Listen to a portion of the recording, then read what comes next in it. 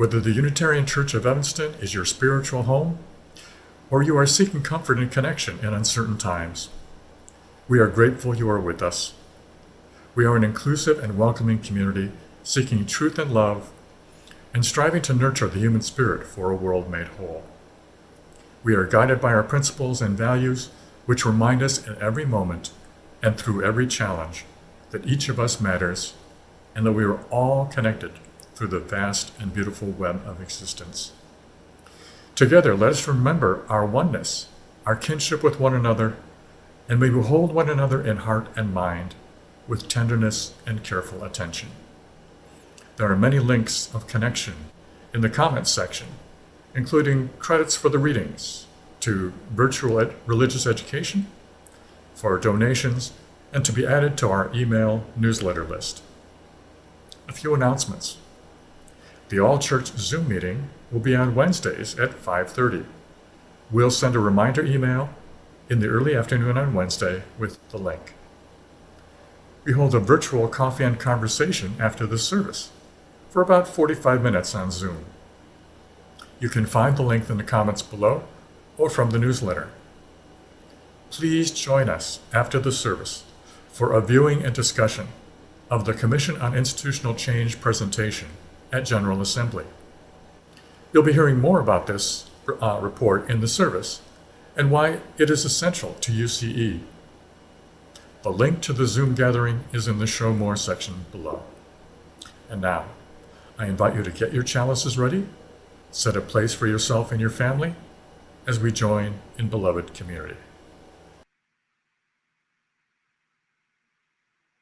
Good morning, everyone. I have a few quick announcements just to add to the ones that Steve already shared. The service of remembrance next Sunday at 9:30, sponsored by the Chris Isley Cancer Care Support Group, will be on Zoom, and you can look for that link in the newsletter. And our parking lot blessing will be on September 2nd. You can register for that because spaces are limited, as parking lots generally are. We'll have a 6:30 and a 7 o'clock time slot. So please look for that link and register. Hope to see you then. Our opening reading is by Rosemary Bray McNatt from Been in the Storm So Long. It's titled, It's Hard Work. The Reverend Dr. Rosemary Bray McNatt became president of Star King School for the Ministry in Berkeley, California in 2014. For 13 years, she was the senior minister of the Fourth Universalist Society in the city of New York. She was born and raised in Chicago, and she is a graduate of Yale University and Drew Theological Seminary, pardon me.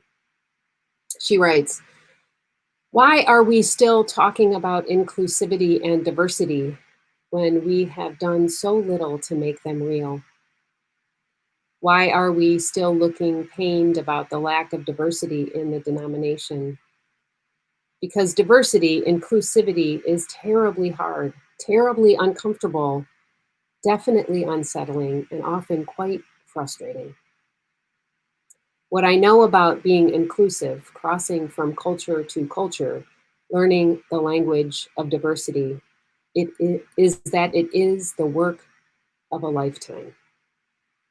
The truth is, if there is no justice, there will be no peace.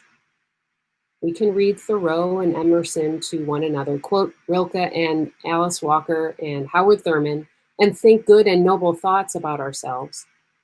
But if we cannot bring justice into the small circle of our own individual lives, we cannot hope to bring justice to the world.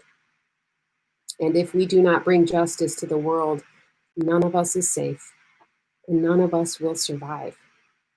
Nothing that Unitarian Universalists need to do is more important than making justice real here, where we are.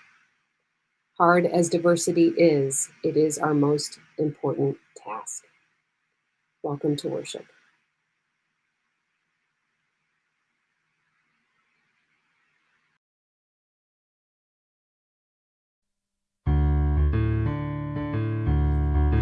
We are going, heaven knows where we are going, but we know with it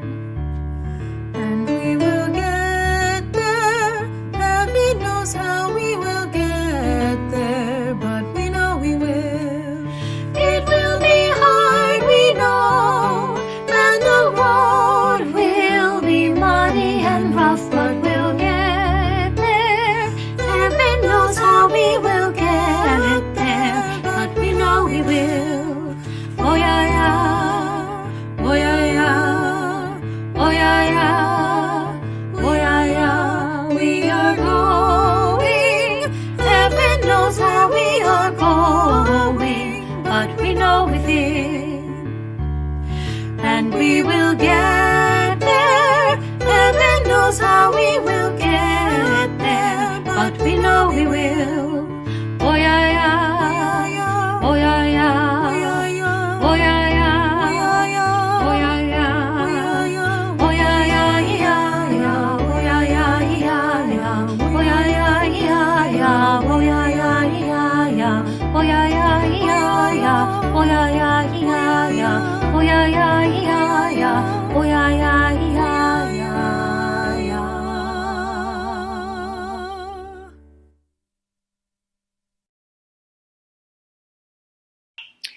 We light this chalice in northern Illinois on the traditional homelands of the Council of the Three Fires, the Odawa, the Ojibwe, and Potawatomi nations. Many other tribes, such as the Miami, the Menominee, the Ho-Chunk, Sac, and Fox, also called this area home. We name these in honor and respect. Please join in saying these words by Leslie Takahashi, who serves as the lead minister at the Mount Diablo Unitarian Universalist Church in Walnut Creek, California, and as the chair on the Commission on Institutional Change. She is the co-author of The Arc of the Universe is Long, which looks at anti-racism efforts in the UUA. All that we have ever loved and all that we have ever been stands with us on the brink of all that we aspire to create. A deeper peace, a larger love, a more embracing hope, a deeper joy in this life we share.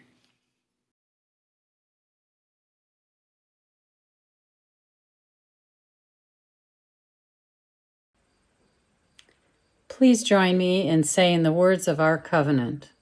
Love is the spirit of this church, and service is its law.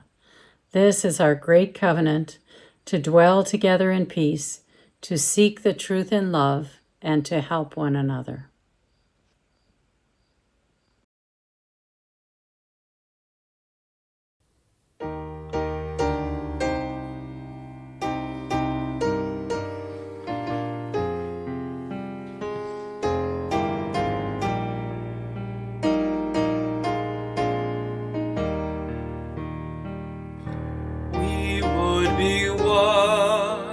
As now we join in singing our hymn of love to pledge ourselves anew to that high cause of greater understanding of who we are and what in us is true. We would be one in living for each other, to show to all a new community. We would be one in building for tomorrow a nobler world than we have known today. Would be one in searching for that meaning which binds our hearts and points us on our way. As one we pledge ourselves to greater service, to love and justice strive to make us free.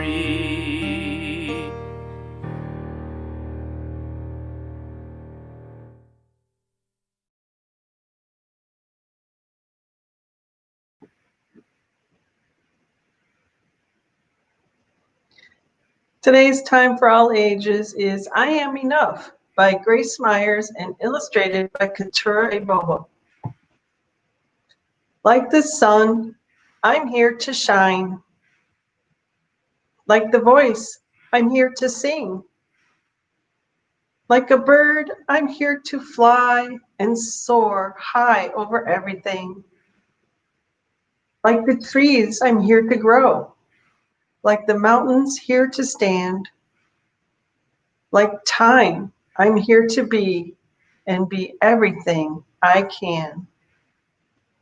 Like the champ, I'm here to fight. Like the heart, I'm here to love. Like a ladder here to climb, and like the air to rise above. Like the rain, I'm here to pour and drip and fall until I'm full.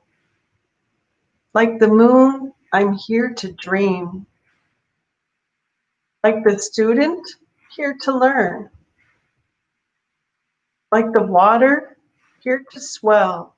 Like the fire, here to burn. Like the winner, I'm here to win. And if I don't, get up again. I know that I may cry sometimes, but even then, I'm here to try. I'm not meant to be like you. You're not meant to be like me. Sometimes we will get along, and sometimes we will disagree. I know that we don't look the same. Our skin, our eyes, our hair, our frame. But that does not dictate our worth. We both have places here on earth. And in the end, we are right here to live a life of love, not fear. To help each other when it's tough, to say together, I am enough.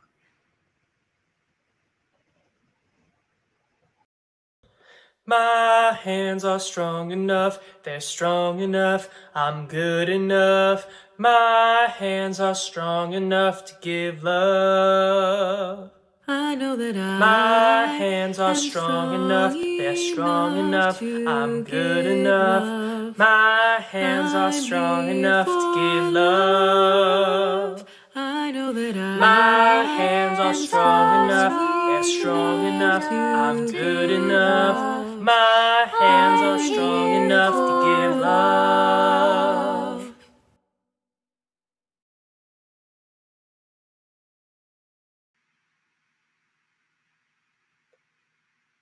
These are the joys and sorrows that have been submitted through the Google form found on our homepage of our website. And know that you can always send your joys and sorrows to me through email, and I will add them to the service.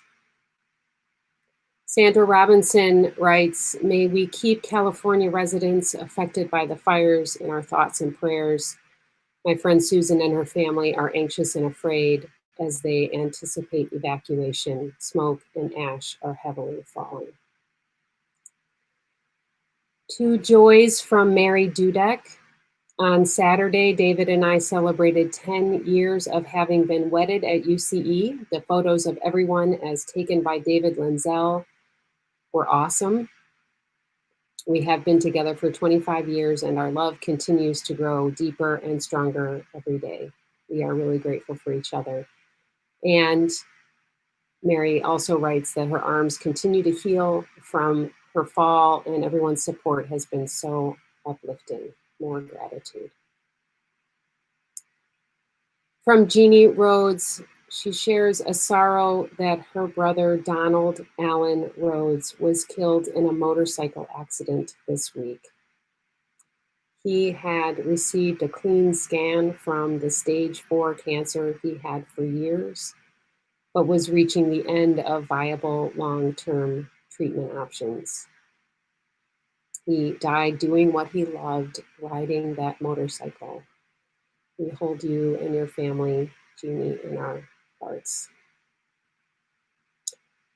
From Carla Williams and Cheryl Mounts, this month we are remembering Carla's dad, Roger Williams, as we mark the 5th anniversary of his passing. We remember him with great love. He is missed, but in our hearts always. From Amy Staton, prayers for the family of Otis Keller, who passed away recently. Otis had an infectious laugh and took much joy in everyday life. He will be missed. This from Kristen Larson. The girls are all good. Doc said I had the lowest kind of risk and to come back in 12 months to have their picture taken. Thanks for your thoughts and prayers. And also, Craig took 40 steps with assistance, double from the day before. He's still on track to come home on September 2nd. The tentative date for the Welcome Home Parade is Saturday, September 26th from 1 to 3. Brennan Baker asked for positive thoughts and vibes during recovery from surgery on his wrist. Recovery is getting easier, but there's still a lot of pain. We're so glad you're through it, Brennan, or through the surgery. And from Joan Retzloff, a joy that our real team and church leadership have published a letter condemning the racist reaction by some in the Evanston community to the District 65 plans for the upcoming school year. Joan writes that she appreciates this was made as a statement from our church and that it reaffirms our support and commitment to racial justice and our Unitarian Universalist principles.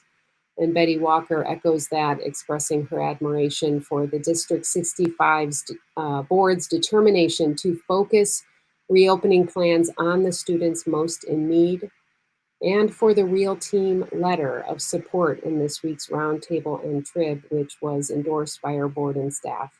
She's proud to be a member of this community. We know that these are not the only joys and sorrows that you all carry in your hearts and on your minds. So let's take a moment of quiet now to read to ourselves the joys and sorrows that have been added to the chat. We hold these together in care and tenderness. And if you are so moved, I invite you from your homes, from wherever you are, to say aloud the names of those who you are holding in your heart, those who are sick, those who have died, those who have experienced deep loss, as we let their names gather on the winds to be held in this community that knows no walls.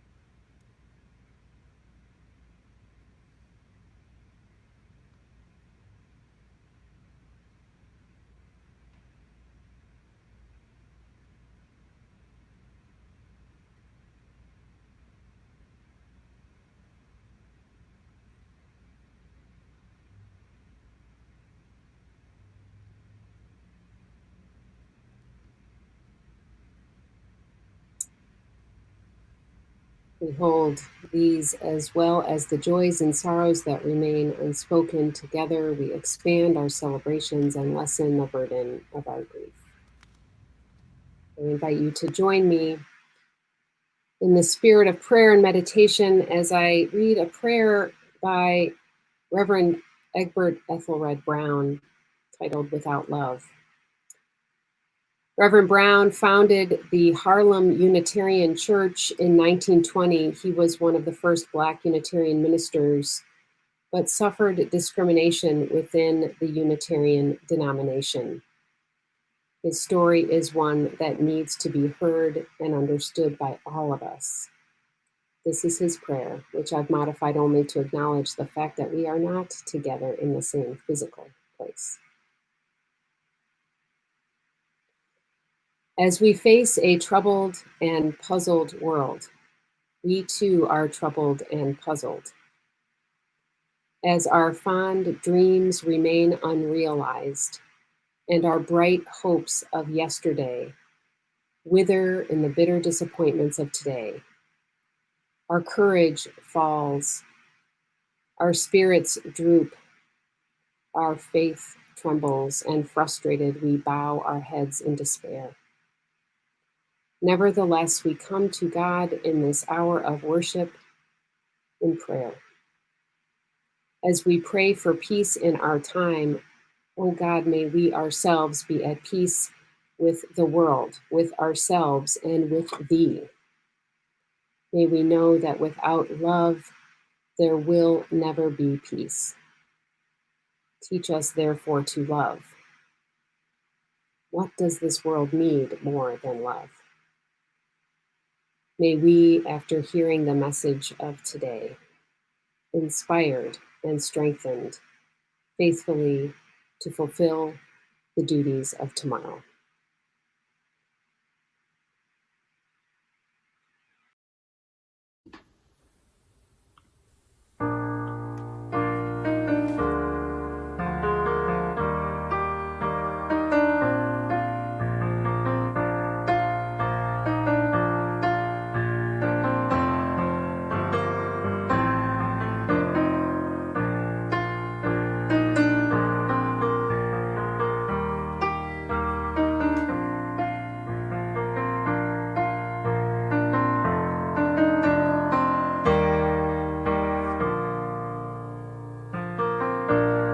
Comfort me, comfort me, comfort me, oh my soul. Comfort me, comfort me, comfort me, oh my soul. Sing with me, sing with me, sing with me, oh my soul. Sing with me, sing with me, sing with me, oh my soul.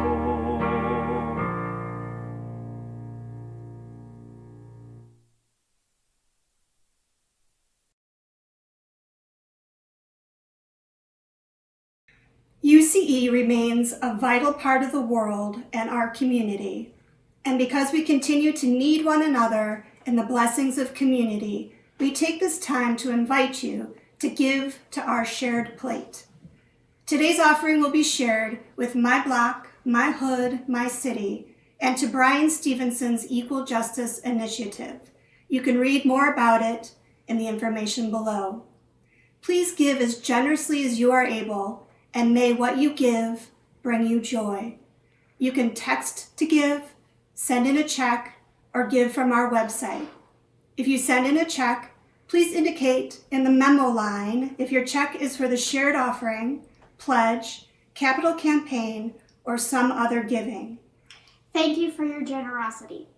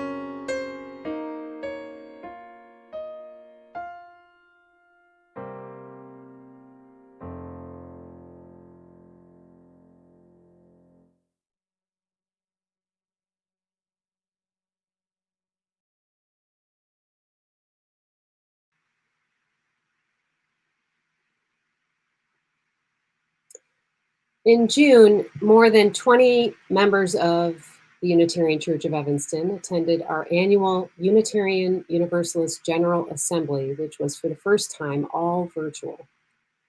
It's customary for us to create a summer service describing the experiences and learnings of General Assembly. This year, the group decided to focus on one important aspect of General Assembly: the Commission on Institutional Change report titled Widening the Circle of Concern. Here it is. We decided this aspect of General Assembly was the most important to share with you because the findings and recommendations of this report are absolutely essential for the survival and thriving of our faith. 3 years ago, our Unitarian Universalist Association had a painful reckoning with white supremacy culture, which lives in our institution, as it lives in every institution of our larger society. At that time, racial bias and other forms of discrimination in hiring practices, leadership structures, ministerial formation, and governance came to a head, and the commission was formed to conduct a painstaking audit of the UUA. The purpose was to identify the ways white supremacy culture and systemic racism manifest in our faith and our congregations, and to provide recommendations for how to repair the damage done. The work of the commission was soul-wrenching work. More than 1,100 Black, Indigenous, people of color, as well as trans and non-binary individuals, people living with limited economic means, and people living with disabilities in our congregations were interviewed. These were religious professionals, lay leaders, congregants, and ministers who described the countless ways they have experienced hurtful words and actions, exclusion, discrimination, microaggressions, and othering in our movement. This report is an indispensable study guide for our congregation as we continue to strive toward addressing racial inequity, as we commit ourselves to the practice of anti-racism and anti-oppression within, among, and beyond us. It is a guide to building the beloved community we long for. These words from the report name why this collective work requires all of us to engage deeply and relationally. Quote, "In the effort to bring about the beloved community, we often err on the side of the individual as the primary agent of change over and against systemic change. Motivated by the belief that if we as individuals are not racist, sexist, ableist, homophobic, biphobic, or transphobic, and are willing to recognize the ways in which the accumulation of privilege for some depends on the marginalization of others, then the work of dismantling white supremacy culture is well underway. Open hearts and minds, loving kindness, faithful fellowship, and our commitment as individual Unitarian Universalists to promote and affirm our inherent worth and dignity are indeed invaluable. Yet, individual efforts do not guarantee the beloved community. For this, we need hard and committed work that engages the individual as well as soberly addressing the institutional dimensions of the work. We need to keep in mind that individual Unitarian Universalists do not operate in a vacuum, but rather in institutional and cultural contexts. Our cultural context provides us with unconscious learning about who is valued and who should be heard, and undoing these is key to our survival and ability to welcome and be inclusive in our faith." End quote. Some UCE members who attended General Assembly have been reflecting on and answering the question, why is widening the circle of concern essential to UCE? Here are their responses.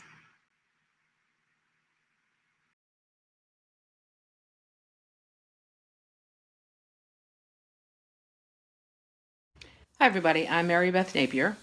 Welcoming the circle of concern is essential to UCE because we say that we're an inclusive and welcoming community, and unfortunately, what this commission found is that as a denomination and a congregation like ours, is that we don't live up to these words, especially when it comes to our kin who are Black, Indigenous, persons of color, transgender, and gender diverse.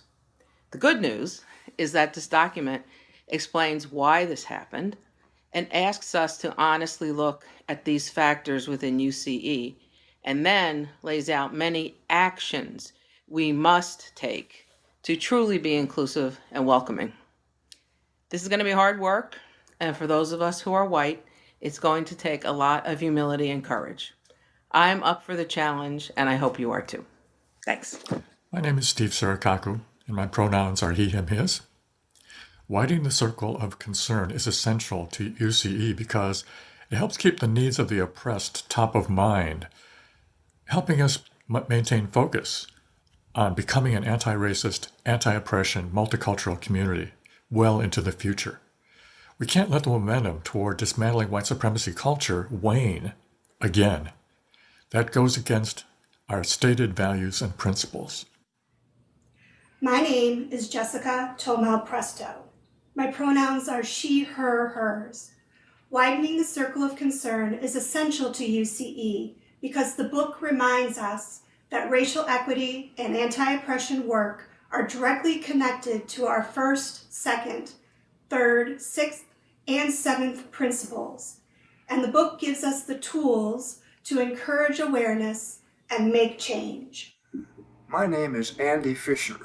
Widening the circle of concern is essential to UCE because marginalized communities are most impacted by environmental degradation. Naomi Klein spoke of the difference between capitalistic and indigenous cultures. Capitalists believe we can always cut forests, fish oceans, mine coal and oil, and pollute the air and sea. Indigenous worldviews foster values for long-term ecological sustainability. Let's teach this to help all life on Earth. My name is Kathy Underwood, and I use she, her, hers pronouns. Widening the circle of concern is essential to UCE because we need to be an example for our young people who are watching how we address or don't address the systemic racism and oppression that we have helped to foster. Hello, my name is Donna Schiller, and my pronouns are she, her, and hers. Widening the circle of concern is essential to UCE because we need to promote equity, inclusion, and diversity within our walls. It's not enough to have a Black Lives Matter sign on the lawn. We need to walk the talk. I believe UCE needs to hire people of color and those marginalized at all levels of leadership. Thank you. I'm Martha Holman, and my pronouns are she, her, hers. Widening the circle of concern is essential to UCE because I'm sad and worried that the UCE is less than fully thriving because we haven't looked closely at the harm we cause to our Black and people of color siblings of faith. I want us to feel the joy, even in the messy parts, of holistic faith sharing and community building that is truly for all. I need you all to be in this healing work together with me. Kathy Shanley, pronouns are she and her. Widening the circle of concern is essential to UCE because it's a serious challenge to action. Needing a postal service that can handle massive vote by mail was mentioned at the General Assembly. It's being torn apart on purpose. I've had conversations with other white people about how voter suppression is part of systemic racism and how vote by mail makes elections more fair. Those conversations are part of mobilizing people into anti-racist actions. If we, white congregants, want more people of color in our congregation, then we have to become better. with more staff being people of color. Thank you. I am Peggy Bocard. I use she, her pronouns. Friends, widening the circle of concern is essential to UCE because the cruel injustices and incivilities suffered by our siblings because they are people of color or disabled or a different age or sexual persuasion fill us with deep grief and anger. And these steps, worked through so diligently, are a way to start addressing them and help bring us closer to the core values of our faith. My name is Joe Romeo, and my pronouns are he, him, his. I believe that widening the circle of concern is essential to UCE because I want my neighbors, my grandchildren's friends, and their families to feel welcome and comfortable in my spiritual community. Hi, everybody. This is Lee Banner, he, his. And I believe widening the circle of concern is important for UCE because as Unitarian Universalists, we all want knowledgeable, insightful, open-minded, tolerant people running our country. That's why we instituted UU the Vote, and that's why I'm going to work hard for regime change in November. My name is Cheryl Mounts, and I use the pronouns she, her, and hers. Widening the circle of concern is essential for UCE because it shows each of us how to break the chains of inequality, acknowledge economic suppression, and expose the desecration of our world and the people who have suffered at the expense of our white privilege. Given our UU principles and our need to create deeper relationships with others and ourselves, we must embrace change. I'm Carla Williams, and I use the pronouns she, her, and hers. Widening the circle of concern is essential for UCE because we cannot be authentic with ourselves and true to our covenant if we don't acknowledge that our white privilege makes us racist. Creating a diverse, inclusive congregation means we must address the hurts of the past and our current complicity in the wrongs of the present. Widening the circle of concern can help us examine the hard truths about who we are and help us understand the change needed to become the congregation we aspire to be. Good morning. I'm Shirley Adams, and I use the pronouns she, her. I believe that widening the circle of concern is essential to UCE right now because after attending General Assembly this year, I realized that I need both a denomination and a congregation that can lead me to take bold, brave steps for justice. I want support for a way of living that challenges and motivates me to live a more fully engaged life. I simply don't want to settle for comfort or the status quo. My name is Shannon Lang, and my pronouns are she, her, and hers. Widening the circle of concern is essential to UCE because I long to see more Black and brown faces within our community. I myself have been the victim of hurtful words within our congregation. This report, long in the making, lists years of harm done by our faith to those most marginalized. But most importantly, it lists actions that can and must take place now for healing and change to begin. The question is, will we finally listen?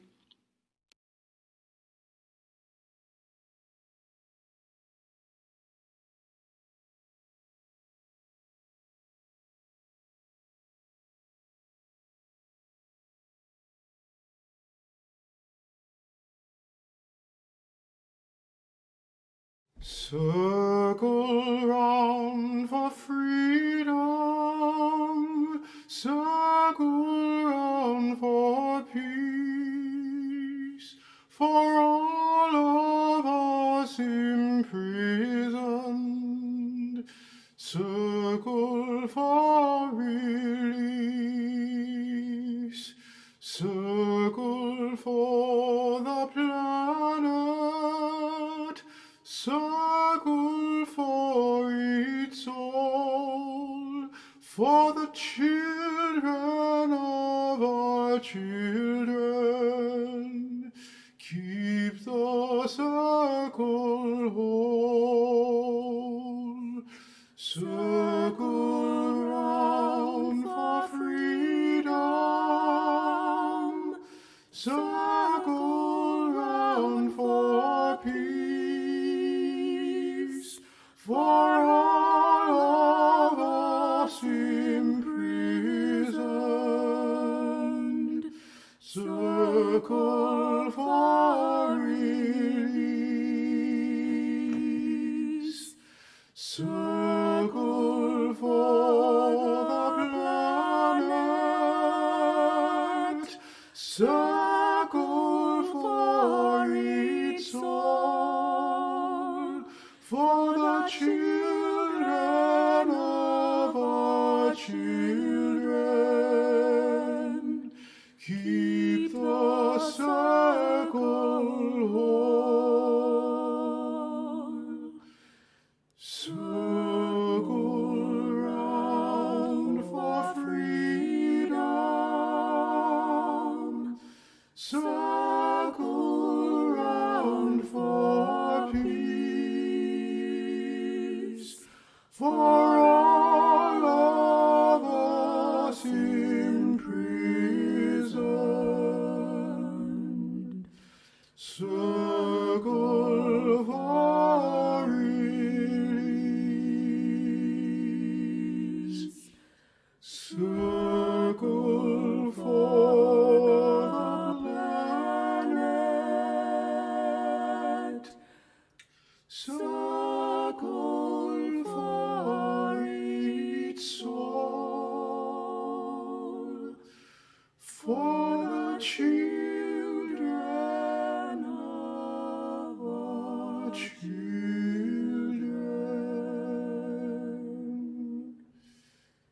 Keep the circle whole.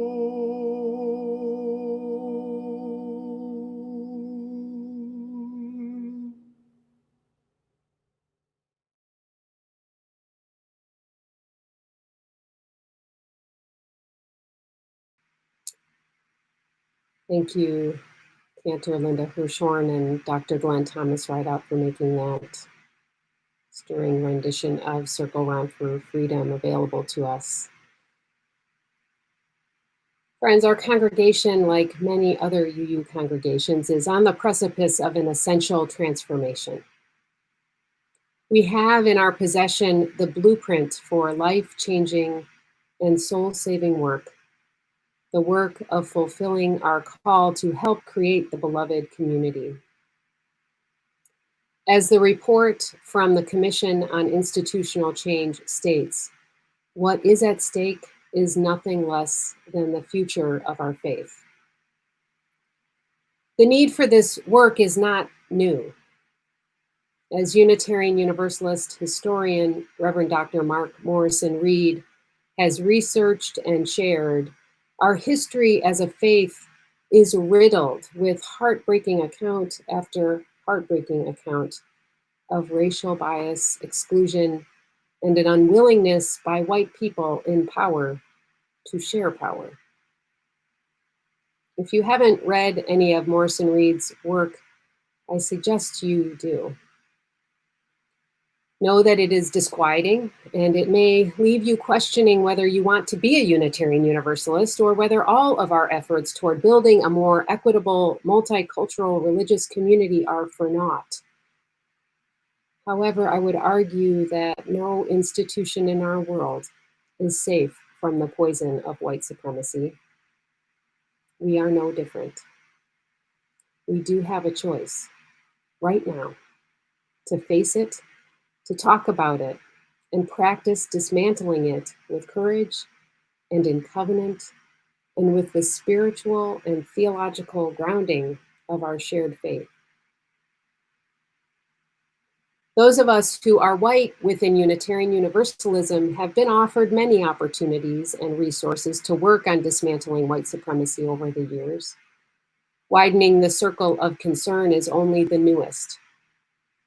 I want to caution us from succumbing to magical thinking, perfectionism, tokenism, or performative measures. I want to say that no one approach to the work of anti-racism will be the thing. And this report is a powerful tool that calls us to examine why our movement serves mostly those with white skin privilege, and more importantly, to examine the harm that is currently and regularly caused to Black, Indigenous, and people of color, trans, non-binary, and people with disabilities in our congregations and our association as a whole. We need to invest the time and resources necessary to use this tool wisely.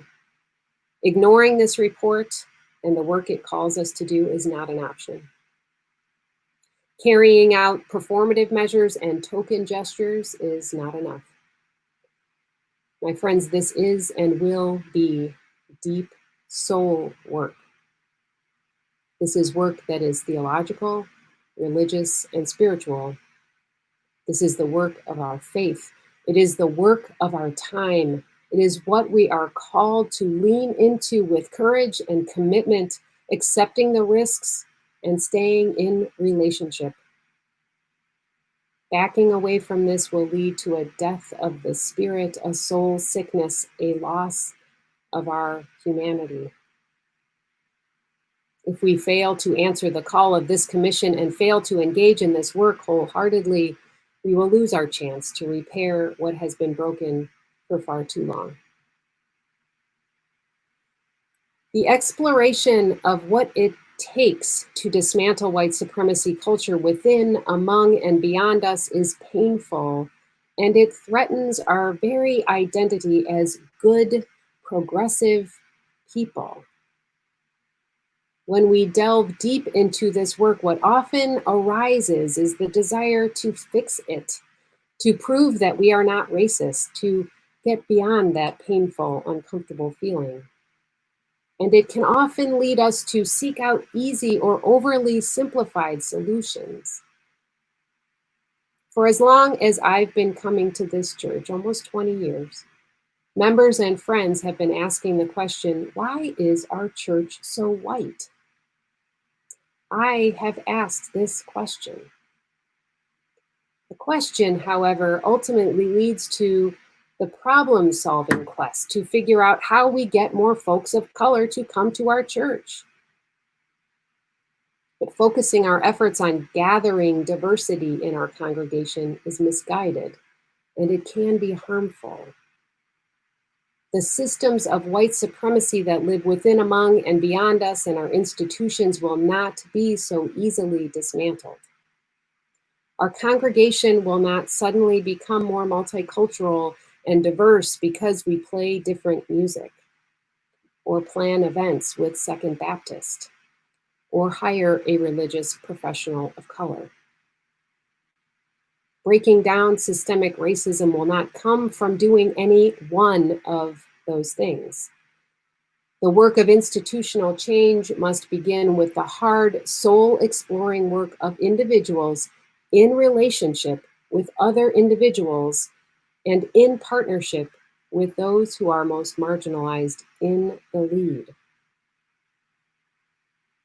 Creating equity is, by definition, relational rather than transactional work. We need to do the internal work that will move us to stop unintentionally causing harm. We need to seek to repair the harm we've caused by implementing authentic, restorative measures. We need to live into the Black Lives Matter sign on our lawn by listening, reflecting, and acting in a continuous cycle of spiritual, moral, and ethical exploration. We have been doing hard work. Many in our congregation have been invested in learning and growing into anti-racism. But it's time to recognize that truly dismantling white supremacy means addressing something deeply rooted and profoundly destructive to all of us. And it will take all of us to move this mountain. Overcoming the power structures of white supremacy is painful, messy, and terrifying. So many of our BIPOC, trans, and oppressed siblings have carried this pain and terror for too long. For any congregation to thrive, it must know its purpose. It must ask some form of the question, what are we for? In my mind, Unitarian Universalist congregations like ours exist for three main purposes: to practice creating the beloved community of belonging and inclusion, to equip people to learn and grow in spiritual depth and maturity, and to empower people to live their values and strengthen their commitment to justice. These three essential components of Unitarian Universalism are ongoing, interrelated efforts, deeply connected one to the other, just as we are interrelated to all things and to each other. You might be asking what comes next. There will be ongoing opportunities to join the effort of widening the circle of concern and dismantling systemic racism within our movement. And you are invited to begin today at 1 p.m. with listening to the report from the Commission on Institutional Change, detailing their findings and recommendations. I hope that you'll join us today at the link below at 1 o'clock. This won't be the only opportunity, but it starts now. You can also find the Widening the Circle of Concern report on the UUA website. The link, again, is in the comments section below. I urge every person in this congregation to read this report in its entirety. The Board of Trustees will be studying this report throughout the year. In the last few weeks, many of our leaders have engaged in conversations about systemic racism and white supremacy culture as they exist within our congregation and within ourselves. An anti-oppression task force is being formed to include diverse voices and to explore the recommendations of the Commission and how we can implement them system-wide at UCE. It will take all of us to be engaged. This is not a week-long, month-long, or year-long process, but an ongoing commitment to culture shift. Cultures live in and through each of us. It is a collective expression of what we value. We co-create the culture of our church, of our movement, and our society. We need to work together with honesty and accountability, holding everyone in love, to create a culture of real inclusion and equity. We've overcome many difficult and painful things, beloveds. I have faith that we can work together to build the beloved community with this blueprint. This blueprint. It is the work of creating the Unitarian Universalism of our future, the Unitarian Universalism the world needs. Let us bring our hearts together with open minds, ready to engage in this heartbreaking, heart-opening, soul-transforming work. May we make it so.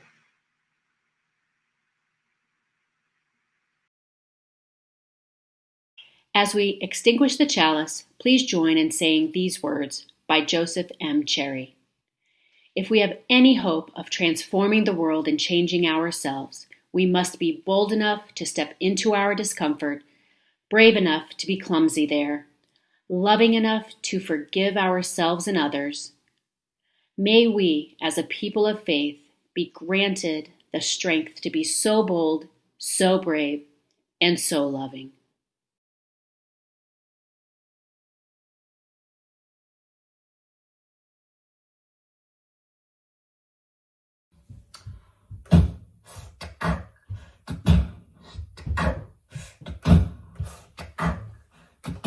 Our world is one world. What touches one affects us all. wash us round about the clouds that cover us, the rain that falls. Our world is a wonder. The thoughts we think affect us all. The way we build our attitudes with love or hate we make, a bridge or a wall.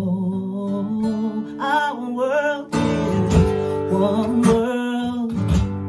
Its ways of wealth affect us all.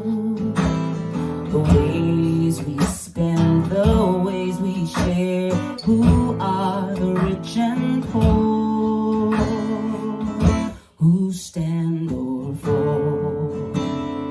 Our world is one world, just like a ship that bears us all, where fear and greed make many holes, but where our hearts can hear a different call.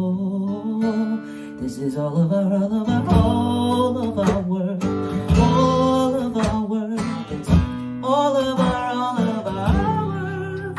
Yes, this is all of our world. It's all of our world. It's all of our world. This is all of our world.